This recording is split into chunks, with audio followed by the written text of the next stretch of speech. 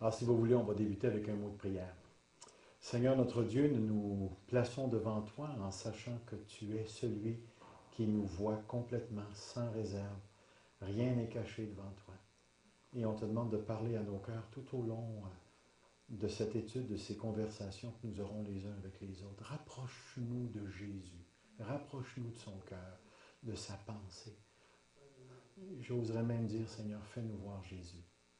Fais-nous voir le Seigneur d'une manière concrète au sein de l'Assemblée, chez les frères et les sœurs. Élargis, Seigneur, ta manifestation pour que nous puissions de plus en plus humblement nous soumettre à toi, avec toute la force que ton Saint-Esprit nous donne. Accorde-nous la grâce de nous comporter comme des vraies créatures devant le grand Créateur. Alors ce soir, en étudiant un texte tout à fait particulier, Saint-Esprit de Dieu, parle-nous à travers ce texte. Amen. Aimez vos ennemis. Qu'est-ce qui vous vient à la pensée tout de suite quand on mentionne ça? Je pense à mon mari, je pense à ma femme. Non, hein? Aimez vos ennemis. Alors, si vous avez votre Bible, tournez dans l'Évangile de Matthieu, encore une fois, au chapitre 5. Et ce soir, on termine le chapitre 5. Puis ça termine en grand. La semaine passée, on a regardé comment Dieu voulait qu'on se comporte à l'égard du méchant. S'il te frappe sur la joue droite, présente-lui l'autre. Puis on a vu que c'est un contexte de non-résistance tout à fait particulier où l'idée de donner une gifle, un revers de la main, c'est une insulte probablement faite en public devant des gens qu'on connaît et ainsi de suite. Et le Seigneur dit, résistez pas dans ces cas-là. Dans ces cas-là. On a vu ensuite qu'il nous a dit, si quelqu'un plaide contre toi, alors s'il t'emmène en cours, il décide de prendre ton manteau, laisse-lui aussi la paire de pantalons. En voulant dire, défends-toi pas. Défends-toi pas. C'est des paroles qui sont ouf. C'est vraiment, vraiment particulier. Ensuite, on se retrouve dans un contexte un peu plus militaire où le soldat romain avait le droit d'imposer aux civils, à un citoyen, de transporter son bagage militaire. Le Seigneur lui dit, va beaucoup plus loin. S'il te force à faire 1 000, fais-en 2 avec lui. Puis l'idée de la force, il faut bien, bien, bien comprendre. Comment pensez-vous que les Juifs percevaient les Romains?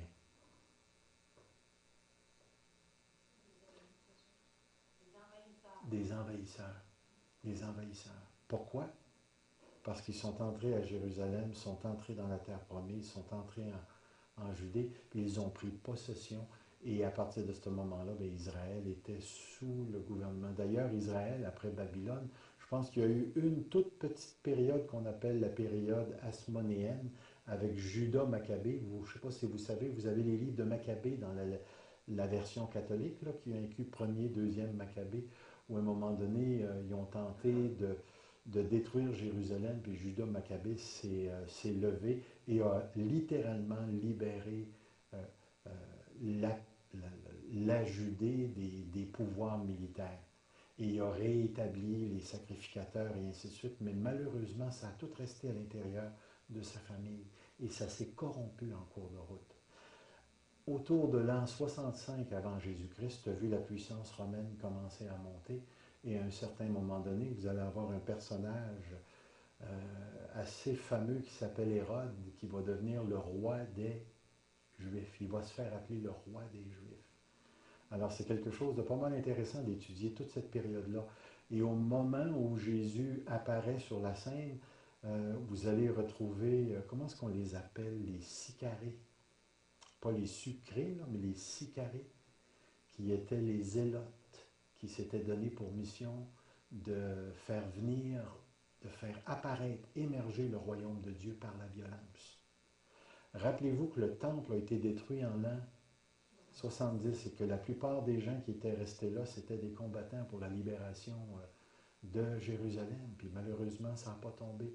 Et vous savez que quand Jérusalem a tombé, Suite à ça, Jérusalem a même changé de nom. On lui a donné un autre nom à cette ville-là, et puis Israël, après ça, n'a jamais repris le contrôle, excepté en 1967, lorsqu'il y a eu la guerre des 6 jours. Mais depuis toute cette période-là, Israël n'avait pas le pouvoir sur son propre pays. Alors, c'est quelque chose de vraiment, là, mettez-vous dans la peau de ces gens-là, là, puis tu as un Romain qui te force à faire 1 000 avec lui. Comment tu penses que tu vas te sentir par rapport à lui? Tu ne l'aimeras certainement pas. Puis ensuite, le Seigneur dit, donne à celui qui te demande et ne te détourne pas de celui qui veut emprunter de toi. Ce sont des paroles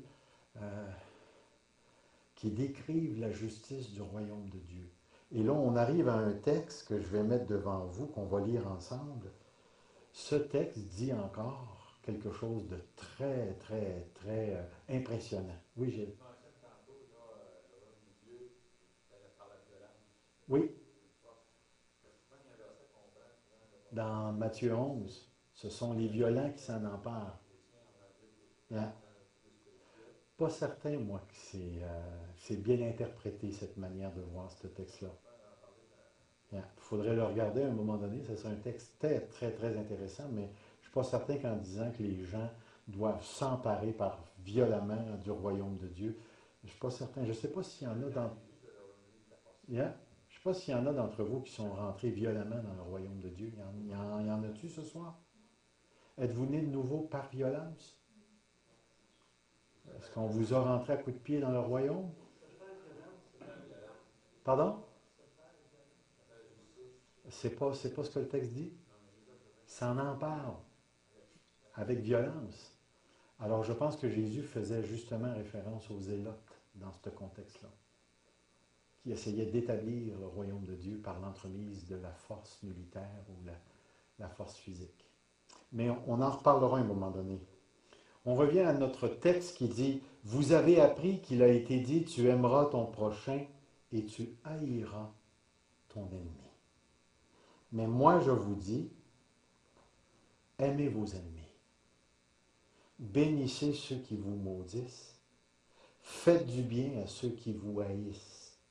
Et priez pour ceux qui vous maltraitent et vous persécutent. » Verset 45, « Afin que vous soyez fils de votre Père qui est dans les cieux, car il fait lever son soleil sur les méchants et sur les bons, il fait pleuvoir sur les justes et sur les injustes. Si vous aimez ceux qui vous aiment, quelle récompense méritez-vous? Les publicains n'agissent-ils pas de même? Si vous saluez seulement vos frères, que faites-vous d'extraordinaire? Les païens n'agissent-ils pas de même? Soyez donc parfaits comme votre Père céleste est parfait. Pouvez-vous être parfait comme Dieu? Ça dépend de ce que le mot parfait veut dire.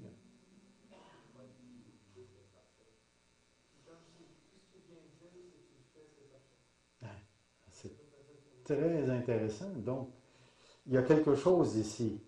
Alors, on va débuter ici. Vous avez appris qu'il a été dit, tu aimeras ton prochain et tu haïras ton ennemi. Ce qui est surprenant dans ce texte ici, c'est la fin du verset. Tu haïras ton ennemi. Quand on parle d'aimer ici, si vous regardez, là, il y a un seul texte qui nous dit d'aimer le prochain dans l'Ancien Testament, puis on a un autre texte qui est un peu dans la même pensée qu'on retrouve dans le livre de Lévitique, où il dit « Tu ne te vengeras point, tu ne garderas point de rancune contre les enfants de ton peuple, tu aimeras ton prochain comme toi-même, je suis l'Éternel. » Vous comprenez, ce texte-là, il est important parce qu'il est souvent cité dans le Nouveau Testament. Dans l'autre texte, c'est écrit « Si un immigrant vient séjourner avec vous dans votre pays, vous ne l'exploiterez pas. Vous traiterez l'immigrant en séjour parmi vous comme un autochtone du milieu de vous. Tu l'aimeras comme toi-même, car vous avez été immigrant dans le pays d'Égypte. Je suis l'Éternel, votre Dieu. » Donc, on retrouve cette pensée-là. On retrouve l'idée d'aimer le prochain comme soi-même, d'aimer l'étranger comme soi-même. Et si vous regardez dans le Nouveau Testament, regardez le nombre de fois que la phrase revient. Elle revient dans Matthieu 5, 43, 19, 19, 22, 39, trois fois dans l'Évangile de Matthieu, une fois dans l'Évangile de Marc, une fois dans la lettre aux Romains, une fois dans la lettre aux Galates, et Jacques nous dit, si vous accomplissez la loi royale selon l'Écriture, tu aimeras ton prochain comme toi-même, tu fais bien. Alors, cette phrase-là a définitivement eu un impact sur l'Église de Dieu. Vous avez ces textes où la parole de Dieu nous amène à nous aimer les uns les autres. Aimez-vous les uns les autres, car à cela tous connaîtront que vous êtes mes disciples. Mais l'idée ici, tu aimeras ton prochain, qu'est-ce que le mot prochain laisse transparaître? Tout le monde? Mais pensez au mot prochain. Définitivement, il y a une notion de proximité ici. Oui, oui. Euh, Vous rappelez-vous d'une histoire dans l'Évangile où Jésus va parler de l'amour du prochain? Le bon samaritain. Puis si vous remarquez une chose, il y a trois personnes qui ont passé près du samaritain. Les trois étaient à proximité, mais il y en a un qui s'est arrêté, qui était justement samaritain. Et qu'est-ce qu'il a fait? Il a pris, il a soigné, il a payé. Est-ce que ce gars-là était proche? Donc, prochain ne veut pas nécessairement dire que la personne, elle est proche dans le sens de intimité ou de connaissance personnelle. Le mot prochain fait référence à celui qui est atteignable, celui qui est dans ton champ d'activité proche et immédiat. Donc, le prochain pourrait être un arabe, pourrait être un musulman, pourrait être un témoin de Jéhovah, pourrait être le voisin dans l'appartement aux côtés, c'est celui qui se présente proche de toi et c'est lui que tu es appelé à aimer. Entre vous et moi, là, j'ai jamais eu de misère à aimer les petits Chinois. Ouais. Mais celui qui est proche, c'est comme si la manifestation de notre amour, de notre foi, de notre relation avec Dieu se mesure dans le rayon personnel de relation que j'ai avec les gens. Puis quand je dis personnel, je ne veux pas dire nécessairement intimité, c'est ceux qui sont atteignables par moi. Qu'est-ce que je fais lorsque j'ai une personne au téléphone qui m'appelle et qui dit « Je suis en besoin ». Est-elle mon prochain? Même si elle passe par belle?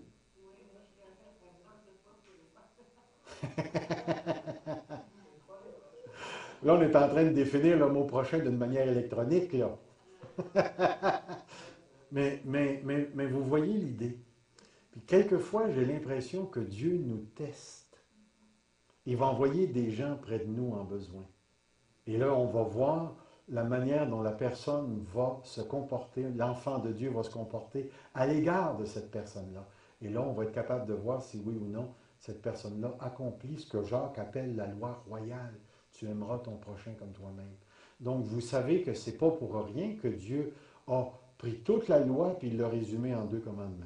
Et vous les connaissez, tu aimeras le Seigneur ton Dieu, ton cœur, ton âme, ta force. Tu aimeras ton prochain comme toi-même. Puis il le dit bien, hein, toute la loi se résume à ça.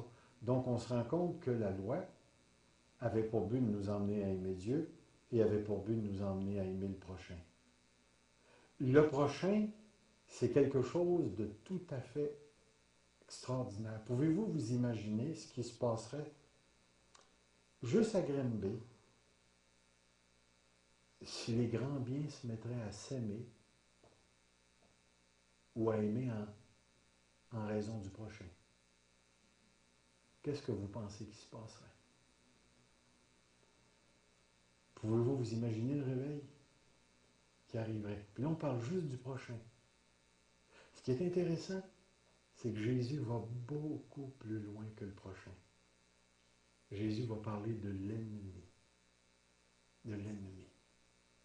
Et c'est quelque chose de tellement important. Comme nous avons pu le constater, on rencontre le commandement d'aimer le prochain une seule fois dans l'Ancien Testament, mais on le retrouve dans le Nouveau Testament plusieurs fois. Toutefois, Jésus ici, il introduit un concept d'amour qui non seulement ne se retrouve pas dans l'Ancien Testament, mais qui dépasse tout ce que la loi de Moïse a à dire sur l'amour. Par définition, un ennemi, c'est une personne qui ne doit pas être aimée. Pensez à ça. Par définition, un ennemi, c'est une personne qui ne doit pas être aimée. Pourquoi? Parce qu'il veut du mal. Parce qu'il veut du mal. Quelqu'un entre chez toi, veut faire mal à ta femme, tes enfants. Que fais-tu? Hein? Est-ce que tu défends ou tu ne défends pas? Vous vous défendriez, vous autres. Pourtant, c'est votre ennemi.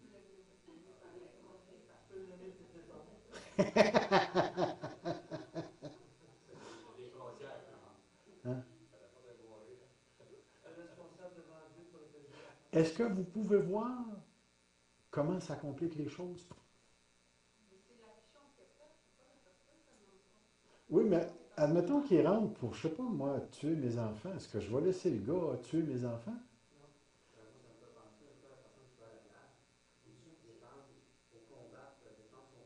Mhm.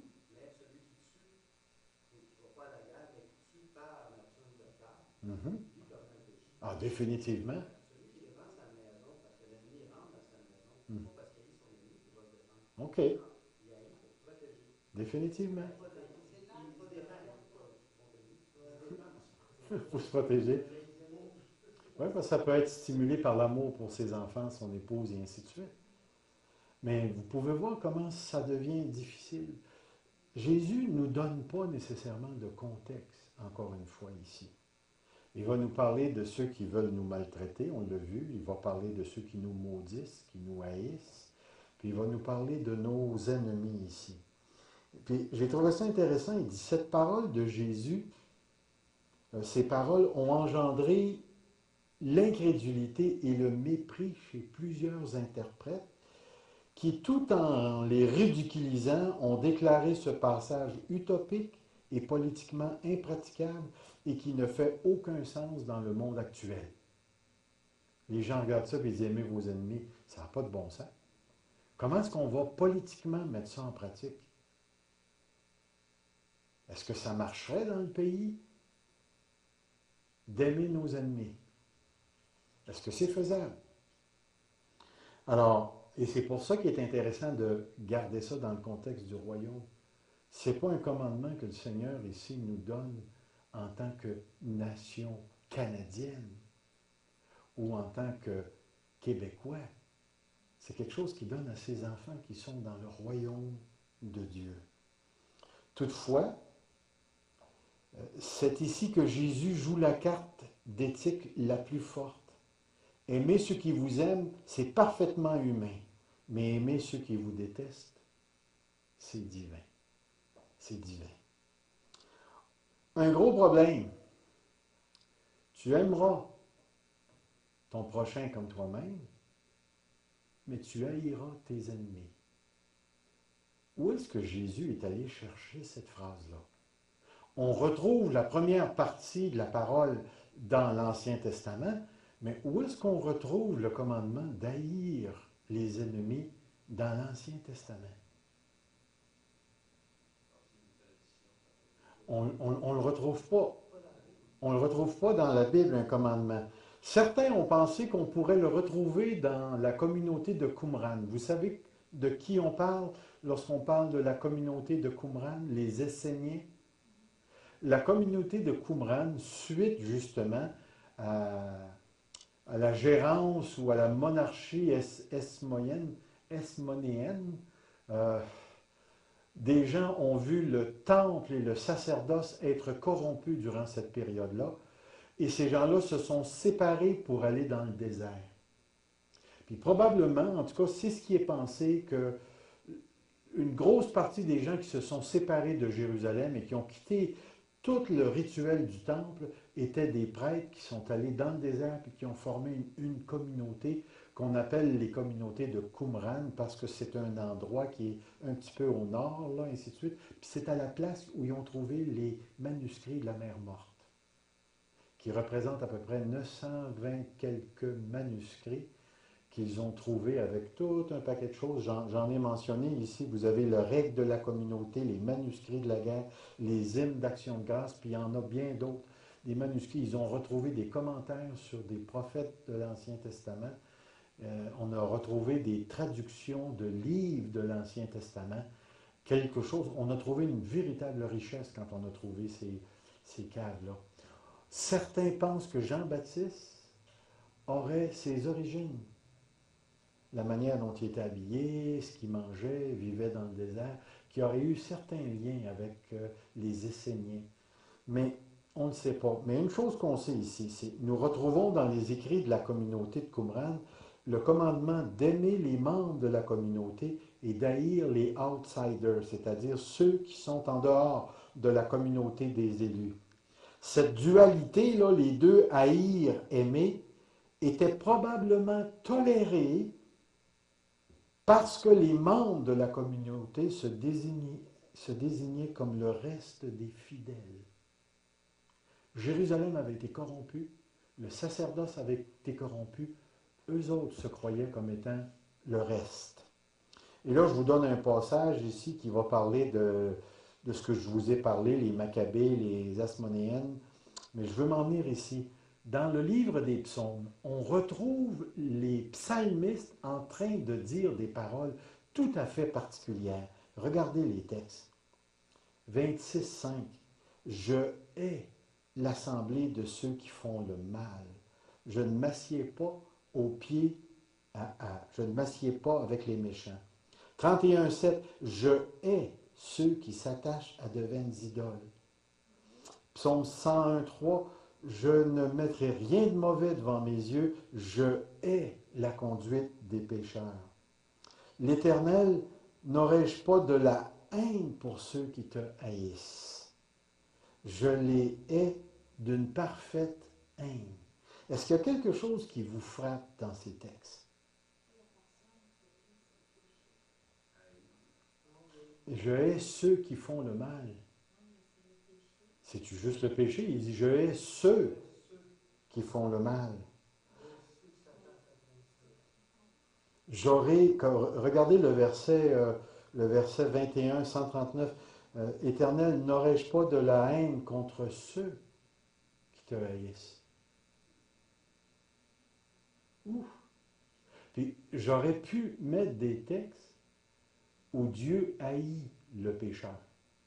Parce qu'il y en a dans le livre des psaumes de ces textes-là. Mais avez-vous, y a-t-il quelque chose qui vous parle dans ce texte? Quelque chose qui est frappant?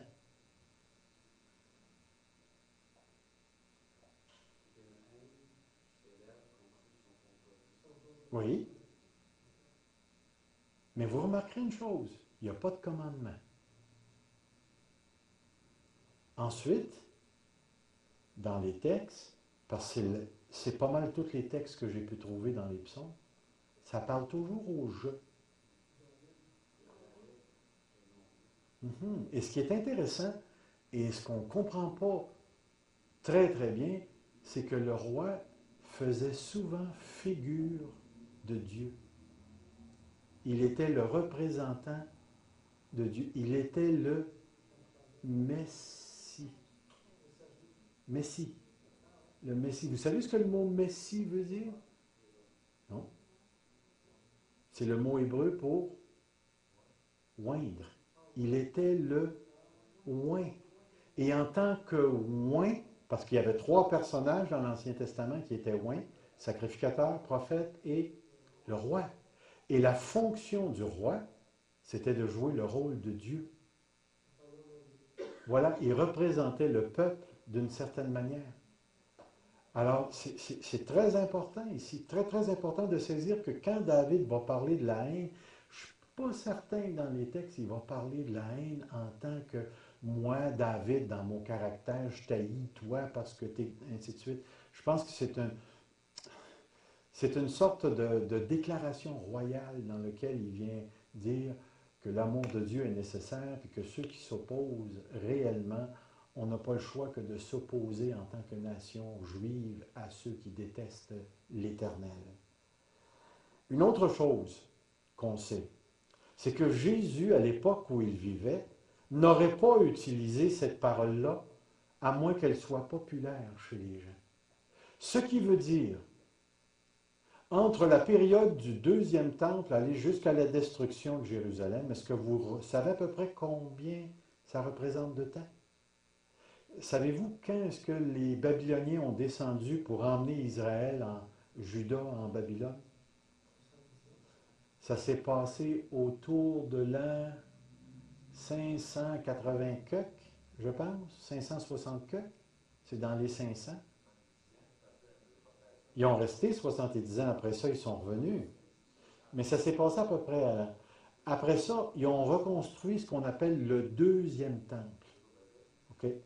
Avec Zorobabel, c'est bien ça. Ils ont construit le deuxième temple. Et ce deuxième temple-là est identifié par les érudits comme étant le début du judaïsme. Donc le judaïsme n'était pas avant Babylone, il a commencé après Babylone. Et vous savez pourquoi on appelle ça le judaïsme? Est-ce que tous les Juifs sont retournés en Palestine? Qu'est-ce qu'ils avaient pour se regrouper ensemble? Quelque chose que vous connaissez bien plus que ça. Ça commence par S. Puis il y a le mot Gog dedans. Il y avait des synagogues. Et on retrouve des synagogues dans les provinces, dans les différentes places. Et ce sont ces gens-là qui avaient été déportés, qui n'ont pas retourné en Palestine. Et cette partie du judaïsme-là faisait en sorte que les gens ne descendaient plus à Jérusalem pour aller offrir leurs moutons puis tout ça. Bien souvent, les offrandes en argent étaient ramassées là et envoyées à Jérusalem. Et cette période-là, c'était que vous pouviez avoir une synagogue si vous aviez 10 hommes qui se rassemblaient. Et là, vous aviez une synagogue. Alors, cette période-là, il s'est probablement passé quelque chose durant cette période-là, parce que vous savez que les Juifs vivaient dans une sorte de réseau très, très restreint. Ils avaient leurs propres fêtes, ils avaient leurs propres, comment je dirais ça, rites, ils avaient leur propre synagogue, et ainsi de suite. Puis, ils ne se mêlaient pas aux gens autour d'eux. Ils faisaient du commerce avec les autres, mais en tant que nation, famille, ils ne se mêlaient pas aux autres. Et probablement que dans cette période-là, il s'est développé une fameuse notion de haïr tes ennemis.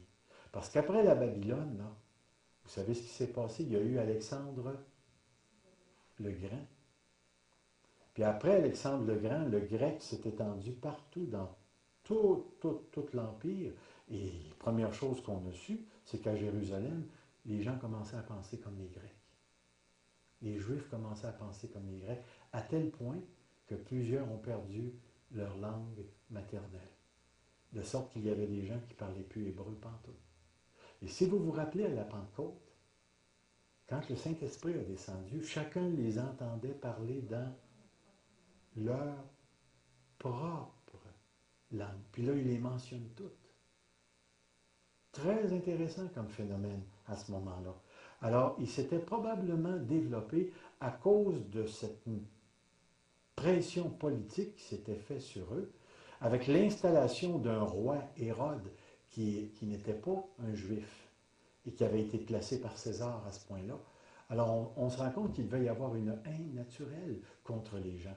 Alors, ce que Jésus dit ici, tu aimeras ton prochain, tu haïras ton ennemi, c'est certainement quelque chose qui était présent dans la pensée du peuple. Présent dans la pensée du peuple. Faites juste penser à Pierre. Quand le Seigneur l'a appelé chez Corneille pour aller porter le salut, qu'est-ce que Pierre ne voulait pas faire? Il ne voulait pas y aller. Pourquoi? Un juif, ça ne mange pas avec un. Puis le Seigneur lui a montré la fameuse vision, nappe avec toutes sortes de choses dessus. Alors, il y avait cette animosité, il y avait cette culture-là qui était à l'intérieur. Nous autres, est-ce qu'on doit aimer les Anglais? Hein? On va prendre un vote à main levée. Mais vous voyez, ça serait un peu semblable à ça, là. Certaines personnes ne peuvent pas sentir les Anglais, il y a certains Anglais qui ne peuvent pas sentir les Français. Yeah? Yeah? Mhm. Yeah? Mm. Yeah? Yeah? On nourrissait ces pensées-là. Yeah?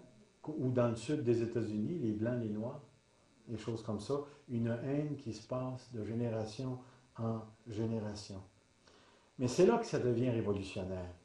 Jésus va dire, mais moi je vous dis, aimez vos ennemis. Bénissez ceux qui vous maudissent, faites du bien à ceux qui vous haïssent et priez pour ceux qui vous maltraitent et qui vous persécutent. Aimez vos ennemis. Certains exégètes limitent le nom et le verbe agapé, agapao, à l'action. Vous avez déjà entendu parler de l'amour agapé? Puis là, on dit que l'amour agapé, c'est premièrement quelque chose qui relève de la volition, de la volonté, et c'est faire quelque chose envers les gens. C'est premièrement ça. Vous rappelez-vous dans 1 Corinthiens chapitre 13, lorsque le Seigneur dit, si je parlais la langue des hommes, des anges, et ainsi de suite, si je n'ai pas l'amour, je suis rien. Après ça, il va dire, je suis juste une cymbale qui résonne. Mais après ça, il va parler un petit peu plus bas, il va dire, si je donnais tous mes biens, et je livrais même mon corps pour être brûlé, si je n'ai pas l'amour. Alors, pouvez-vous vous imaginer qu'une personne qui va jusqu'à livrer son corps, est-ce que c'est une action, ça? Alors, le gros problème, c'est est-ce que l'amour, c'est juste l'action?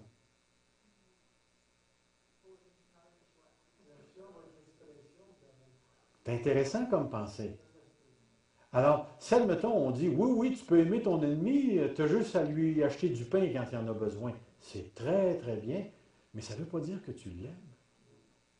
Ça ne veut pas dire que tu l'aimes.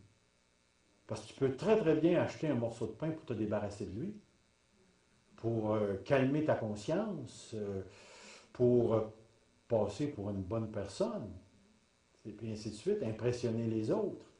Alors, l'amour, ce que Jésus est en train de dire ici, là, je vais vous le lire, j'ai parlé de l'exemple de Paul dans 1 Corinthiens. Là, la fin du paragraphe dit, l'amour ne peut être restreint aux activités dévêtues du souci pour l'autre ou d'un sentiment de bonté envers lui, voire même de pitié pour sa condition de perdition. Voyez-vous, si l'amour consiste à juste aimer en action, c'est quoi la différence que de pratiquer la loi de Moïse? La loi de Moïse, là, c'était tu pratiques tout un ensemble de règles, puis quand tu as fait toutes ces règles-là, tu as accompli la loi de Dieu. Vous rappelez-vous de l'expression de l'apôtre Paul? Parfait à l'égard de la loi, sans reproche à l'égard de la loi. Vous rappelez-vous du jeune homme riche? J'ai fait toutes ces choses-là dès ma jeunesse. Et Jésus savait très très bien parce qu'il lui dit en partant, lorsqu'il l'appelle bon maître, Jésus va lui dire, bon maître, un seul est bon. Qu'est-ce que ça veut dire à propos des autres? Ça veut dire que les autres ne sont pas bons. Puis d'ailleurs, Jésus va le dire, si vous, méchants comme vous l'êtes, vous savez donner de bonnes choses à vos enfants. Alors, l'action trouve sa source dans le cœur, dans les motifs du cœur. Et ici, ce que Jésus est en train de nous dire, c'est que ce n'est pas seulement l'action qui caractérise le concept de l'amour. Aimer vos ennemis veut vraiment dire, en dedans, avoir cette attitude de bonté à l'égard d'eux autres. Et lorsque j'ai commencé à creuser ce texte-là, j'ai trouvé que Jésus en demande pas mal. Guy? Est-ce que ça inclut les émotions? Je sais pas, parce que des fois, on peut dire, bon, ben, je vais décider que je t'aime, puis ça va arriver même, je sais pas. Ça s'améliorer. Mais je ne sens pas toujours. Est-ce que les émotions sont impliquées dans l'amour selon vous? Hein? Oui? C'est obligatoire, je sais pas. Moi, je crois que c'est quelque chose que tu demandes à Dieu que Dieu te donne, OK. mais qui n'est pas dans l'homme d'aimer naturellement, parce que l'homme Ah, est c'est vraiment pas naturel. émotif, Yes. et l'amour de Dieu n'est pas émotif. Alors, quand on demande l'amour de Dieu, on demande un amour inébranlable, inconditionnel. Est-ce que l'amour de Dieu n'est pas émotif? Ben, Dieu, oui. Ben, je pense pas que Dieu est émotif comme là. Si tu me fais de quoi, je vais payer. Si tu me fais de quoi, je vais Non, non, payer. ça c'est du barguinage. Mais est-ce que Dieu... OK, c'est parce que la question que tu poses est très bonne, est très bonne. Est-ce que Dieu est un être émotionnel? Faites attention! Oh, en tout cas, je sais que les choses brassent quand il est en colère. Est-ce que Dieu a de la pitié? Est-ce que la pitié, c'est juste ou ça implique les émotions? C'est-tu juste une attitude ou bien est-ce que tu peux avoir une attitude sans émotion? Oui, oui, mais ça veut pas dire Mais à ce moment-là, ça devient de l'indifférence. que, comme tu expliquais tantôt, la seule. Yeah. L'émotion, c'est pas quelque chose plutôt qu'à faire humain. Il dit que, pourquoi qu'on dirait que Dieu est émotif? OK. Est-ce que Dieu aime? Est-ce que l'amour, c'est une émotion? Ça serait une bonne question. Est-ce que l'amour est une émotion? Est-ce que c'est possible d'aimer sans émotion?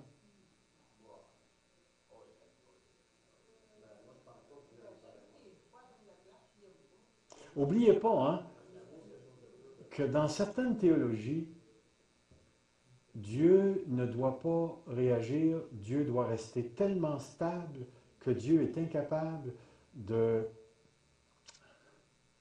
comment je te dirais ça, d'émotionner quelque chose, d'avoir une émotion sur quelque chose, parce que Dieu reste le même, il ne change jamais. Donc les gens vont aller jusqu'à dire, certains théologiens vont aller jusqu'à dire qu'il ne peut pas y avoir de mouvement en Dieu. S'il ne peut pas y avoir de mouvement en Dieu, parce que toi, quand tu passes d'une attitude ou d'une émotion de colère à une émotion de tristesse qui se transforme en joie, tu as produit une sorte de mouvement émotionnel dans ta personne. Et les théologiens, certains théologiens vont jusqu'à dire que Dieu est impassible. Dieu ne peut pas... Oh, je vous le dis, c'est véritablement... D'ailleurs, la théologie qui est pensée à partir des cadres de la philosophie grecque, du premier moteur, le premier moteur donne le mouvement à tous les autres moteurs, donc le premier moteur, c'est Dieu, et de Dieu part tout, mais Dieu reste toujours le même, Dieu ne bouge pas, Dieu ne change pas, Dieu, ainsi de suite. Le seul problème, c'est que ce n'est pas le portrait de Dieu qu'on a dans la Bible. C'est vraiment pas le portrait de Dieu qu'on a dans la Bible. Mais ce que les théologiens vous répondraient, c'est qu'à ce moment-là, c'est la nature humaine de Jésus qui pleure.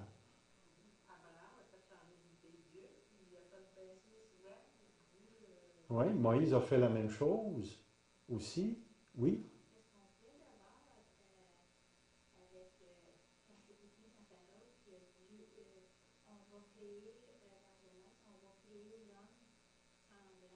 À notre image, oui.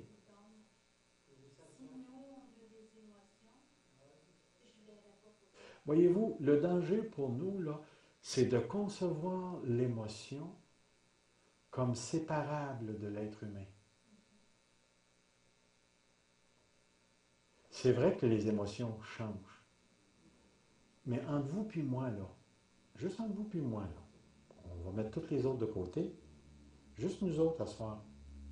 Est-ce que c'est possible d'avoir une relation d'amour entre nous sans ressentir?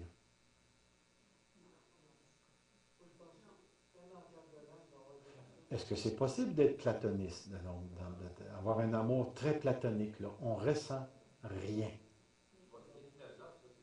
Oui, oui, c'est ça. Mais le danger pour nous, c'est de se faire un portrait de Dieu à partir des conceptions émotionnelles qu'on a. Est-ce qu'on peut démontrer par l'Écriture que Dieu émotionne? Quand Dieu dit « je t'aime d'un amour éternel », Pour ceux d'entre nous qui ont eu des expériences avec Dieu, véritablement des expériences d'amour avec Dieu, vous avez ressenti des choses profondes qui venaient de Dieu. Est-ce que vous avez l'impression que Dieu ne ressent rien? Oui, oui, définitivement, il donne des émotions. Rappelez-vous de ceci en même temps, et voyez-vous, c'est là que ça devient difficile. Tout le langage humain est analogique. C'est-à-dire, une analogie, c'est une comparaison limitée entre deux choses. Alors, quand je dis Jésus est une personne ou Dieu est une personne, est-ce que le mot personne s'applique à Dieu de la même manière qu'il s'applique à moi ou à toi?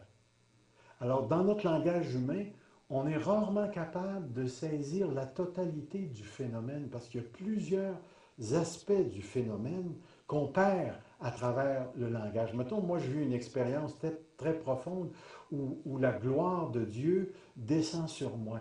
Et j'ai vu un phénomène de pesanteur extrême. J'ai déjà vécu ça où Dieu m'a couché complètement à terre, mais je n'étais plus capable de me relever. Et je savais, c'était évident que c'était Dieu qui me gardait là. Sa grosse main sur moi m'empêchait de parler, m'empêchait de dire quoi que ce soit et de me relever. Alors, j'ai vécu ce moment-là, très, très, très intense, où la gloire de Dieu a descendu, puis elle m'a maîtrisé. Elle m'a maîtrisé. Alors, quand tu vis des expériences comme ça, c'est certain que là, je viens de vous prendre des mots pour vous dire, mais essayez de mesurer la pesanteur et la force de cette main-là. Je ne suis pas capable de vous la décrire. Alors, notre langage est très limité lorsqu'on parle de Dieu. Une autre chose, nos raisonnements sont souvent informés par les choses que nous sommes. Et souvent, on se retrouve devant quelque chose qui dépasse notre compréhension des choses. Mais il y a plusieurs textes dans l'Écriture qui nous disent qu'on peut attrister le Saint-Esprit. Qu'on peut, je ne sais pas moi, susciter la colère de Dieu. Que Dieu va ressentir des émotions d'amour. Que Dieu va même ressentir l'éloignement quand son peuple l'abandonne, ne l'adore pas. Alors, il y a toute une forme de langage et il faut faire très attention de manière à ce qu'on ne présente pas un Dieu qui n'est que de plâtre. Dieu qui ne ressent rien, qui est juste du plâtre, qui est juste une image. Vous essayerez d'embrasser une photo. Vous allez voir, c'est plat. Pardon? C'est pas la même façon que lui. Non. Quand il disait à Moïse, je te couvre pas le visage, tu ne vas pas juste montrer le visage, tu vas Ouais. me voir par l'arrière, tu vas mourir. Parce que la pureté de Dieu, comme Jésus dit, C'est impossible à voir et vivre. l'amour véritable. L'amour de Dieu n'est pas comme l'amour de l'homme. Oui, Dieu peut avoir. Il y a un point de correspondance. On peut avoir une représentation, on Yeah. va se Yeah. demander, mais on n'est pas à son image, encore dans sa gloire, dans l'être qui est parfait. N'oubliez pas, Dieu est Dieu. Hein? On ne sera jamais Dieu. Même après, on ne sera jamais Dieu. On va toujours rester créature. Yeah. Ouais. Yeah. Yeah. Alors, si vous voulez, je vais aller un petit peu plus loin. Mais rappelons-nous de ceci. L'amour que Dieu demande, ce n'est pas un amour qui se résume ou qui se restreint à l'action. Ce qui nous ramène à la conception de la justice plus élevée que celle des scribes et des pharisiens, où Dieu va en arrière des choses pour sonder le cœur et le motif. Et comme tu disais tout à l'heure, le type d'amour que Jésus demande, c'est quelque chose qui vient de Dieu. C'est profondément, profondément divin. L'être humain ne peut pas créer ça. Mais rappelons-nous que celui qui est en nous est plus grand que... Donc, on a Dieu en nous. Si Dieu habite en nous, ça veut dire que l'être humain est capable d'être le réceptacle du divin. On est un vase dans lequel le divin est capable de faire sa demeure. D'ailleurs, il a dit, nous viendrons, nous ferons notre demeure. Jésus-Christ a dit, je vous donnerai le Paraclet, le Saint-Esprit, il sera avec vous et il sera en vous. Hein? On est le temple du Saint-Esprit, donc on est capable d'être l'habitation de Dieu, autant sur le plan individuel que l'Église. Donc quand Jésus va nous parler de cet amour-là, il ne parle pas à travers son chapeau. Il parle de quelque chose qui est vécu par les humains envers un autre humain. Remarquez, là, aimez vos ennemis. Est-ce que c'est marqué aimez vos martiens? Alors Dieu ne nous demande pas d'aimer un extraterrestre. Il nous demande d'aimer quelqu'un comme nous de méchant. Est-ce que c'est ça que Dieu a fait? On n'est pas mieux que l'autre. Mais est-ce qu'un méchant est capable de produire cet amour-là?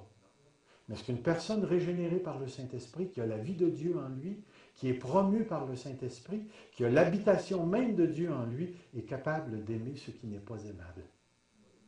Et la réponse, c'est oui. Parce qu'on a multiples témoignages où on a vu des gens se faire massacrer et aimer l'agresseur. Alors, c'est très, très, très important qu'on réalise que même si Jésus nous présente quelque chose comme étant super élevé, il ne faut pas oublier que ce n'est pas quelque chose qui se passe seul. Et c'est pourquoi la justice des pharisiens et des scribes n'arrive pas à la cheville de ce que Jésus est en train de dire. Moi, je me mets dans la peau qui sont assis là, puis qui écoutent le Seigneur parler, là, puis c'est marqué « Aimez vos ennemis ». Puis là, toute ta culture t'a dit, t'a conditionné à haïr tes ennemis. Jésus vient de dire quelque chose de complètement révolutionnaire. Révolutionnaire. Pour être capable d'aimer l'ennemi, ça prend absolument une compréhension de Dieu. Une bonne compréhension de Dieu et une bonne compréhension de son œuvre. Et là, quand je parle de compréhension, je parle d'intelligence. Mais est-ce que la relation avec Dieu se résume à l'intelligence? Oh non! Écoutez, l'être humain est beaucoup plus grand que son intelligence. Alors, il y a toute... Lorsqu'on parle d'amour de cette nature-là, toute la personne est impliquée. Ses émotions, sa volonté, ses facultés, son intelligence, sa mémoire, son corps, son environnement, tout est impliqué dans ça. Aimer tes ennemis comme toi-même.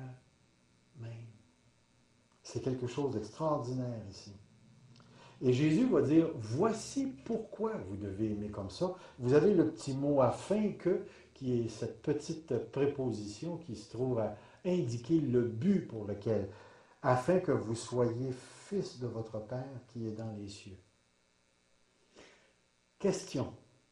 Est-ce que d'aimer l'ennemi nous fait enfants de Dieu? Vous êtes rapide. Expliquez-moi donc ça, moi.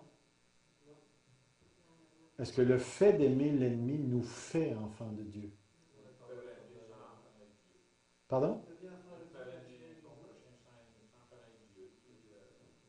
Définitivement. Ben oui, certainement. As-tu quelque chose à dire? Vas-y donc, voir, explique donc ton cercle.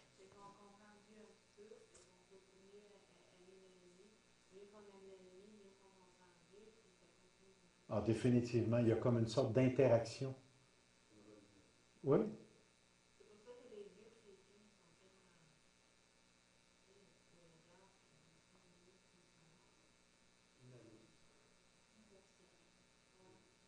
C'est certain. Ici, dans le contexte où on se trouve, afin que vous soyez comme votre Père. Quand il dit que vous soyez, n'oubliez pas qu'il faut interpréter ça à partir de ce qui suit. Car,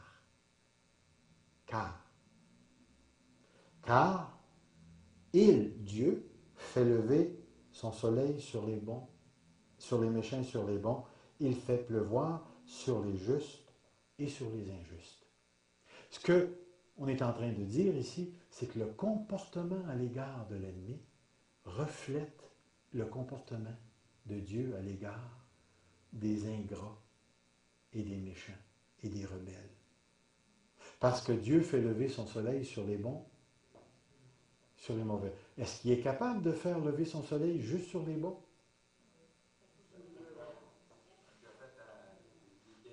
Vas-y donc, Gilles. Oui, justement, vous rappelez-vous? Les plaies d'Égypte, à un moment donné, il a fait tomber les ténèbres sur les Égyptiens, puis sur le côté des Juifs, il y avait le soleil. Le Seigneur pourrait faire tout ça. Il pourrait séparer la gang. D'ailleurs, il va le faire à la fin. Il va séparer la gang en deux. Mais il y a quelque chose qu'il faut que vous saisissiez ici.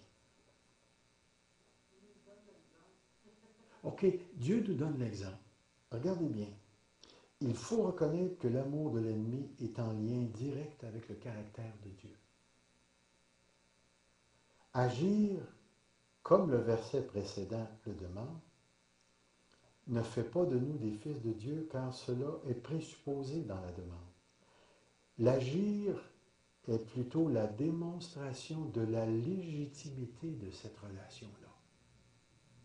Si je fais comme mon Père, je démontre que je suis le fils de mon Père. Tel Père, tel Fils. Tel Fils, tel Père. Une autre chose que je veux que manquez pas ça. Ce verset-là est un verset dans l'Évangile de Luc, je pense que c'est au chapitre 6, autour du verset 35.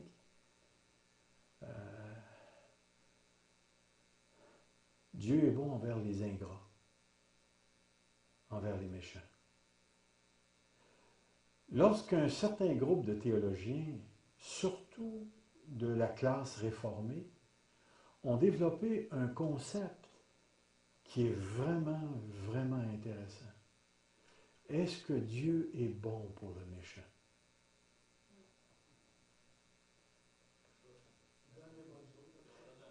Il leur donne des bonnes choses, il leur donne à manger, et ainsi de suite.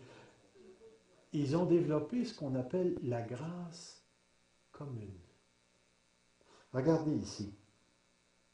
C'est Luc 31-35 a donné naissance à l'idée de la grâce commune. Nous pouvons définir la grâce commune comme suit. C'est la grâce de Dieu par laquelle il donne au monde d'innombrables bénédictions qui ne font pas partie du salut. On parle alors de la grâce accordée à tous les hommes, indépendamment de leur foi ou non en Dieu. On doit ici distinguer la grâce commune de la grâce qui sauve. La grâce commune ne sauve pas le pécheur. Ce n'est pas qu'il y ait deux genres de grâce en Dieu, mais seulement que la grâce de Dieu se manifeste dans le monde de deux manières différentes. La grâce commune est différente de la grâce qui sauve. Un autre auteur écrivait « La grâce commune, considérée comme acquise, fait référence au don innombrable et immérité de Dieu qui rend la vie agréable et même possible. » Jésus a mentionné ce type de grâce lorsqu'il a dit que Dieu fait luire le soleil et fait tomber la pluie sur tous les êtres humains, que nous soyons des amis de Dieu ou reconnaissants ou ingrats. Alors, aimer l'ennemi reflète directement la manière dont Dieu se comporte avec son humanité, sa création. Il fait pleuvoir sur les bons et sur les méchants. Je ne sais pas si vous vous rappelez d'une histoire que je vous avais déjà racontée quand j'étais petit gars. Mon père avait son magasin sur la rue principale, puis 2 maisons après nous, il y avait le barbier. Puis à un moment donné, j'étais au début de ma foi et je commençais à réellement m'intéresser aux choses de Dieu. Et puis, dans notre conversation, je ne sais pas comment on est arrivé là, mais à un moment donné, j'ai dit quelque chose, puis ça l'a frustré. Une chance qu'il avait arrêté de couper les cheveux. Merci Seigneur. Mais il avait dit, il a dit cette phrase, c'est pas Dieu qui va venir mettre les patates dans mon assiette.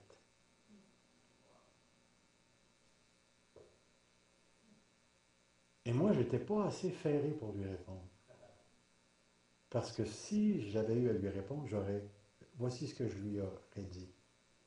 Si Dieu ne mettait pas les patates dans ton assiette, tu ne mangeras pas.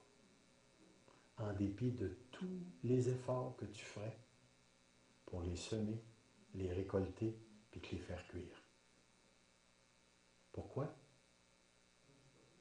Parce que Dieu, concept important, est un Dieu providentiel.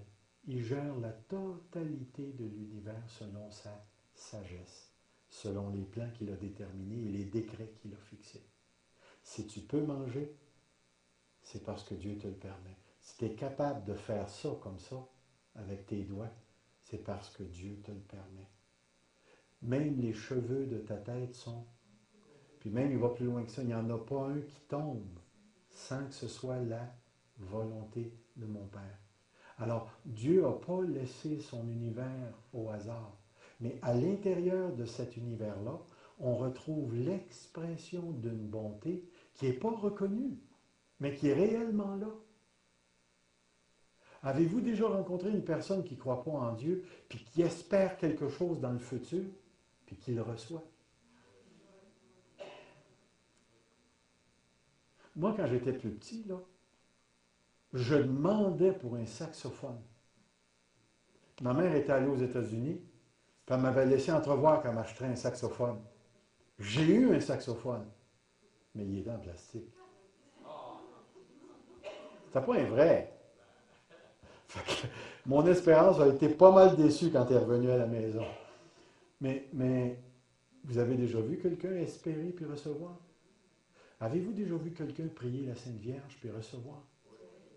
Avez-vous déjà entendu un mormon recevoir? Avez-vous déjà... Puis là, tu te rends compte que la grâce de Dieu ne dépend pas de la condition spirituelle de la personne. C'est tout simplement l'expression de la bonté d'un Dieu généreux à l'égard de sa créature. Mais cette grâce-là ne mène pas au salut. Ne mène pas au salut. Et c'est pourquoi c'est important. Quand Jésus nous introduit à aimer vos ennemis, il n'est pas en train de demander quelque chose qui est différent que ce que Dieu fait.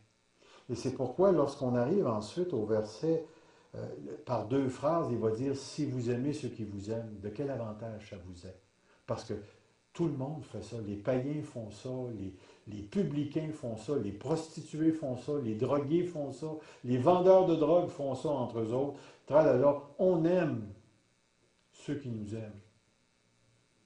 Mais si tu aimes ceux qui ne t'aiment pas, ouf, là, il peut se passer quelque chose de très intéressant. Je vais me débarrasser de ça.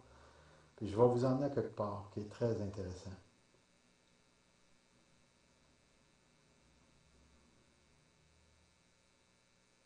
Jésus présuppose deux choses tout au long de ce petit passage-là. La vie d'un disciple du royaume est radicalement différente. On n'est pas comme le monde. Et en prononçant cette phrase-là, frères et sœurs, j'aimerais simplement vous dire qu'on vient de résumer tout le débat de l'éthique chrétienne dans l'Église de Dieu. L'Église ne doit pas vivre comme le monde. Qu'est-ce qui doit marquer nos comportements? Est-ce qu'un chrétien écoute la TV?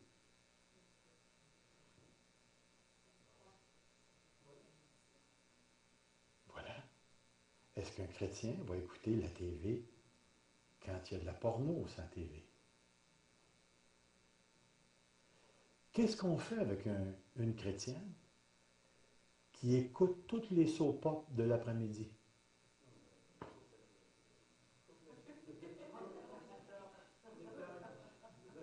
Hein? Qu'est-ce qu'on fait avec les chrétiens qui lisent des harlequins? Vous savez ce que c'est que les harlequins? Ces petits romans savons en par écrit, c'est plein de sexe, c'est plein de toutes sortes de choses. Voyez-vous, l'idée, là, c'est qu'un chrétien, ça ne s'habille pas différemment. À partir de demain matin, chacun d'entre nous, on est en culotte courte en plein hiver, et puis on n'aura pas froid parce qu'on est chrétien. C'est fou, ça. Mais ce qui va faire la grande différence, parce que ici, dans le temps de Jésus, ceux qui étaient persécutés, maltraités, et ainsi de suite, s'habillaient de la même manière que le maltraiteur. La différence, elle n'est pas là. La différence est au niveau éthique, au niveau moral. Puis notre moralité à nous, Ce n'est pas juste un code d'éthique que nous, on s'est donné. Tu sais, vous avez la police a son code d'éthique, les ambulanciers ont leur code d'éthique, puis là, on parle maintenant que les politiciens vont devoir avoir un code d'éthique. Mais qui se donne ce code d'éthique-là? C'est eux autres. C'est toujours en faveur de quelqu'un. Mais le code d'éthique de l'enfant de Dieu, il vient de qui? Et ce code d'éthique-là fait toute la différence. Alors, la parole de Dieu nous a dit, un, que la vie du disciple est radicalement différente. Deux, c'est que Dieu nous dit qu'il y a une récompense pour ceux et celles qui choisissent de vivre à la lumière du principe « Aimez vos ennemis ». Regardez, la première idée est développée tout au long du chapitre 5. Nous sommes le sel de la terre, la lumière. Notre justice doit surpasser celle des non-croyants ou des religieux. Les disciples du royaume sont différents. Et je vais vous dire quelque chose. Les célibataires ne doivent pas se fréquenter comme les gens du monde.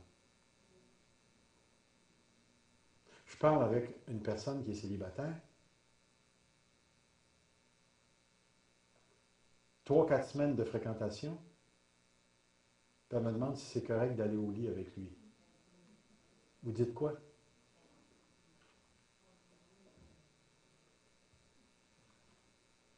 Oui, mais j'ai plus 20 ans, là, j'ai 50 ans. Ça change quoi? Mais moi, ce qui me dérange, là, c'est pas le péché. C'est le fait qu'une personne, dans la foi, arrive à poser cette question-là. Ne devrait même pas la poser. Devrait savoir. Voilà. C'est là qu'à un moment donné, tu réalises l'importance de s'attacher à la révélation de Dieu. La vie chrétienne, elle est différente. Elle est différente. Et chacun recevra selon ses œuvres. Je vais arriver ici, je vais m'en aller vers la fin. Soyez donc parfaits. Regardez ici. Le mot parfait, qui en grec est telaios, est utilisé au lieu du mot saint qui dérive probablement de l'exigence de la loyauté complète envers Dieu. Dans le livre de Deutéronome, c'est marqué, dans le livre de Deutéronome, c'est marqué « Tu seras entièrement à l'Éternel, ton Dieu ». Le mot « entièrement à l'Éternel » vient du mot tamim, qui veut dire complet, semblable, parfait, et qui a été traduit dans la Septante par le mot telaios. Être parfait, être complet, être semblable. Ici. C'est un terme plus large que l'idée d'être semblable. Il est utilisé pour décrire la maturité spirituelle dans les versets que je vous dis là. L'apôtre Paul utilise ces versets-là. Puis dans la lettre aux Hébreux, le nombre de fois qu'on est exhorté à la perfection reflète cette idée-là aussi. Matthieu utilisera ce terme à nouveau dans le chapitre 19-21 pour souligner le plus haut niveau d'engagement en utilisant le jeune homme riche qui doit vendre toutes ses possessions pour suivre Jésus. Le terme est donc très approprié pour décrire la justice qui surpasse celle des scribes et des pharisiens. Une justice qui n'est pas pour les élites du royaume seulement, mais pour tous les sujets, même les plus petits. Être parfait, c'est la réflexion, la démonstration de notre loyauté à l'égard de Dieu. C'est la manifestation de la maturité spirituelle, de la maturité en Dieu. En d'autres mots, le style de vie du chrétien est différent en ce qu'il soutire son inspiration pour la justice, non pas des normes sociétales, ça ne vient pas de la société, mais ça vient directement du caractère de Dieu. Voyez-vous, les Juifs pouvaient pratiquer la loi de Moïse. Ils pouvaient faire toutes les ablutions, se laver les mains, puis ainsi de suite. Puis pourtant, Jésus pouvait leur dire, ce peuple m'honore des lèvres, mais son cœur est éloigné de moi. Soyez donc parfaits comme votre Père céleste est parfait. Transporte le même esprit qu'on retrouve dans le livre de Lévitique. Vous serez saints, car je suis saint. Comme dans l'Ancien Testament, les disciples de la Nouvelle Alliance doivent également refléter le caractère de Dieu. Alors, si on revise tout ce qu'on a vu dans le chapitre 5, on a vu, les béatitudes déterminent le caractère et la destinée de ceux qui sont membres du royaume de Dieu. Après ça, on a vu, nous sommes le sel et la lumière du monde. Nous avons la responsabilité de vivre devant le monde selon les vertus du royaume de Dieu. Ensuite, Christ est l'accomplissement de la loi et des prophètes. Bien que la loi demeure, elle est accomplie prophétiquement et n'a plus l'autorité de gérer la vie des croyants si ce n'est qu'en relation avec Christ. La justice du royaume de Dieu doit surpasser celle des scribes et des pharisiens. Les pharisiens vivaient en surface, en pratiquant juste des règles. Mais Dieu, le caractère de Dieu est maintenant la source de l'éthique du royaume de Dieu. Notre justice doit donc surpasser celle des scribes et des pharisiens. Puis regardez les 6 choses qu'on a vues. La colère est passible de jugement. L'adultère par le simple regard. Le divorce. L'intégrité de la parole. Que ta parole soit oui, oui, non, non. Ensuite, la non-résistance aux méchants. Et ça termine en disant, aimez vos ennemis. Soyez donc parfaits, comme votre Père céleste est parfait. La justice du royaume surpasse la simple pratique de la loi parce qu'elle est l'imitation de Dieu. Frères et sœurs, on est appelé à vivre à un autre niveau que les enfants de ce monde. Nous sommes appelés à reproduire cette justice dans nos relations, dans nos comportements, pas entre nous seulement, mais envers tous ceux qui sont à l'extérieur, parce que nous sommes la lumière, nous sommes le sel. Et la justice du royaume, c'est la démonstration de ma relation avec Dieu. Je suis dans le royaume. Vous savez ce que le mot royaume veut dire, premièrement? Le mot règne. Le règne de Dieu. Qu'est-ce que ça veut dire, le règne de Dieu? Ça veut dire que Dieu domine. Dieu exerce sa volonté, sa puissance. Et nous sommes dans le royaume, nous sommes sous cette vérité, cette réalité que l'on vit. Donc, lorsqu'on s'en va vers le monde, qu'est-ce qu'ils vont voir chez nous? Est-ce qu'ils vont voir ce caractère plus élevé? Est-ce qu'on va maudire, on va chialer? Est-ce qu'on va bénir ou prier? Est-ce qu'on va maudire les syndicats, les patrons? Ou bien on va se soumettre? Comment est-ce qu'on va se comporter? Le royaume de Dieu, c'est la joie, la justice par le Saint-Esprit. Rappelez-vous de cette phrase. Cherchez premièrement le royaume de Dieu et sa justice. Et la justice de Dieu, vous commencez à en saisir pas mal plus qu'avant. La justice de Dieu, le chapitre 5, vous la donne parfaitement. Que Dieu nous amène en tant qu'assemblée, en tant qu'Église, en tant que croyants individuels, à reproduire le caractère de Dieu. Devant ceux qui sont sans Dieu dans ce monde et qui s'en vont en enfer. Que Dieu nous appelle à vivre comme lui dans ce monde. Question? Gilles? C'est pour ça que quand je parlais à tes disciples, il était prêt pendant, Oui? afin que vous receviez l'Esprit. Yeah.